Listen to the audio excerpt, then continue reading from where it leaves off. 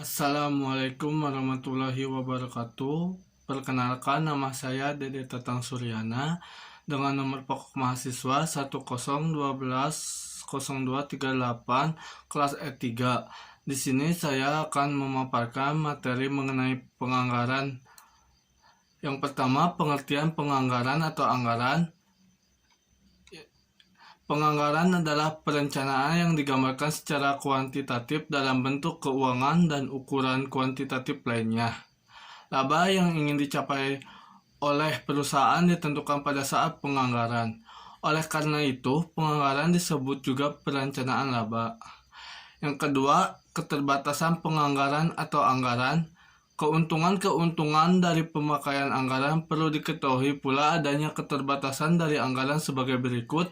Yang pertama, anggaran didasarkan pada estimasi atau proyeksi atas kegiatan yang akan datang.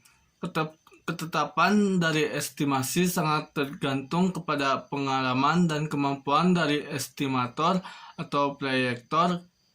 Ketidakketepatan anggaran berakibat tidak baik sebagai alat perencanaan, koordinasi, dan pengawasan dengan baik.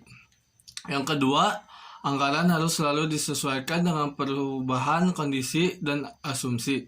Anggaran disusun atas dasar kondisi dan asumsi.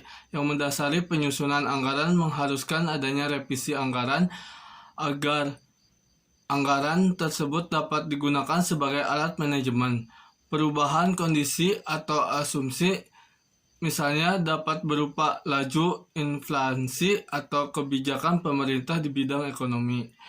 Yang ketiga, anggaran dapat dipakai sebagai alat oleh manajemen hanya apabila semua pihak, terutama manajer-manajer perusahaan secara terus-menerus dan terkoordinasi berusaha dan bertanggung jawab atas tercapainya tujuan yang telah ditentukan di dalam anggaran. Yang keempat, semua pihak di dalam perusahaan perlu menyadari bahwa anggaran adalah alat untuk membantu manajemen, akan tetapi tidak dapat menggantikan fungsi manajemen dan judgement manajemen masih diperlukan atas dasar pengetahuan dan pengalamannya. Yang ketiga, ada jenis-jenis penganggaran atau anggaran.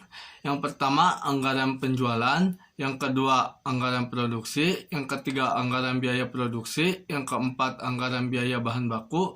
Yang kelima, anggaran biaya tenaga kerja langsung. Yang keenam, anggaran persediaan. Yang ketujuh, anggaran kas. Yang kedelapan, anggaran laba rugi. Yang sembilan, anggaran pengeluaran modal. Yang kesepuluh, anggaran overhead. Yang ke-11 anggaran program, yang ke-12 anggaran neraca, yang ke-13 anggaran pertanggungjawaban, yang ke-14 anggaran perubahan posisi keuangan. Yang keempat, peramalan penjualan anggaran. Pengertian peramalan penjualan.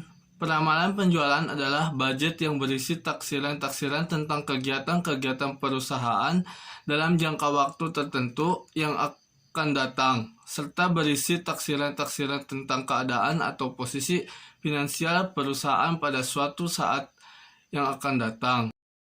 Di sini saya ada contoh kasus pembuat anggaran penjualan, bisa dilihat saja oleh teman-teman ya. Nah, ini adalah berdasarkan data di atas, susunan suatu anggaran penjualan bagi perusahaan tersebut adalah hasil akhirnya. Nah, yang kelima, ada anggaran produksi dan kebijakan persediaan.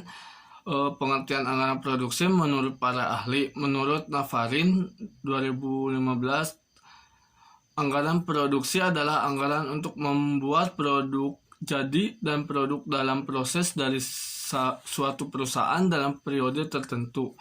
Sekian dari saya. Apabila ada salah-salah, mohon dimaafkan. Wassalamualaikum warahmatullahi wabarakatuh.